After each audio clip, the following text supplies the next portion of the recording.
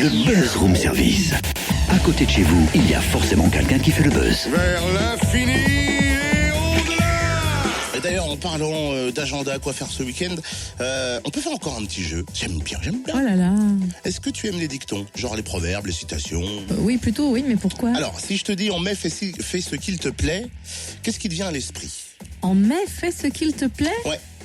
Je dirais file à la muserie, par exemple. Je te suis, pas de problème. Et vous aussi, vous venez? Ah bah oui, si, venez. Le programme de mai a vraiment tout pour plaire. Alors, précisons que la muserie à Lons est un lieu dédié au théâtre et puis au divertissement, situé au Bœuf sur le Toit. Et on va donc découvrir la programmation de ce joli mois de mai avec Chloé Lebert, responsable communication de la muserie et du théâtre groupe. Bonjour Chloé. Bonjour. Nous vous proposons le vendredi 1er mai de venir à la muserie. Donc c'est Charlie Chanteur qui est programmé par le Festival des Caves.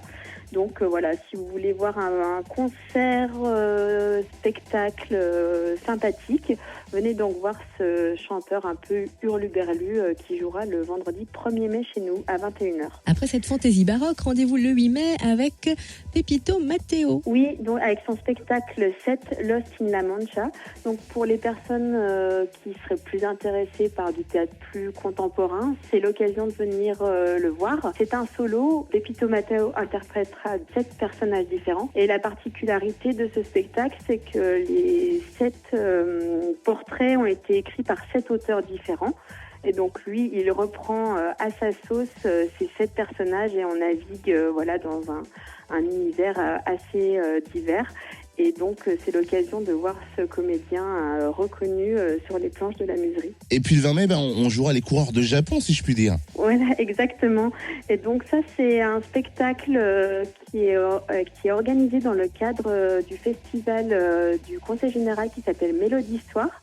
Et donc, le Patrice Jouffroy, le directeur artistique de la compagnie Théâtre Group, a mis en scène et écrit ce spectacle avec Keiko Yokota, qui est une comédienne et musicienne japonaise. Donc ça s'appelle La Japonaise ou le Japon de Keiko. Et donc là, c'est un spectacle familial. On vous propose d'ailleurs un tarif unique à 4 €. Ça jouera à 17h le mercredi 20 mai.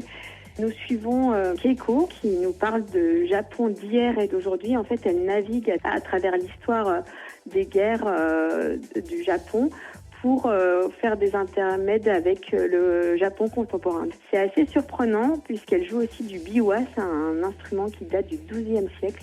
Voilà, donc c'est l'occasion de voir quelque chose de différent en famille. Et à défaut de se contenter de mettre le couvert, on mettra les 26 000 couverts le vendredi 22 mai avec cette compagnie Côte d'Orienne et du Shakespeare dans toute sa splendeur. Oui, alors eux, venez les voir, ça va être très surprenant. Voilà, c'est une compagnie qui vient de Dijon, qui est connue au niveau national, qui joue partout en France. Et donc voilà, cette année, non pas cette année, mais en tout cas ils viennent avec leur spectacle qui s'intéresse à Shakespeare. Et donc comme d'habitude, il ne faut pas s'attendre à quelque chose de trop classique. Ils s'intéressent à Shakespeare pour cette fois-ci. Et donc, ils vont venir. Ils sont 12 comédiens. Donc, grosse équipe qui jouera sur les planches de la muserie le 22 mai.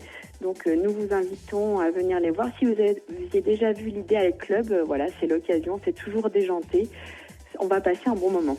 Merci Chloé. Merci. Pas de doute, en mai à la muserie, on fait ce qu'il nous plaît sans souci. Et si vous voulez retrouver le programme comme d'habitude, à leur site web www.lamuserie.com, la muserie en un mot tout attaché bien évidemment.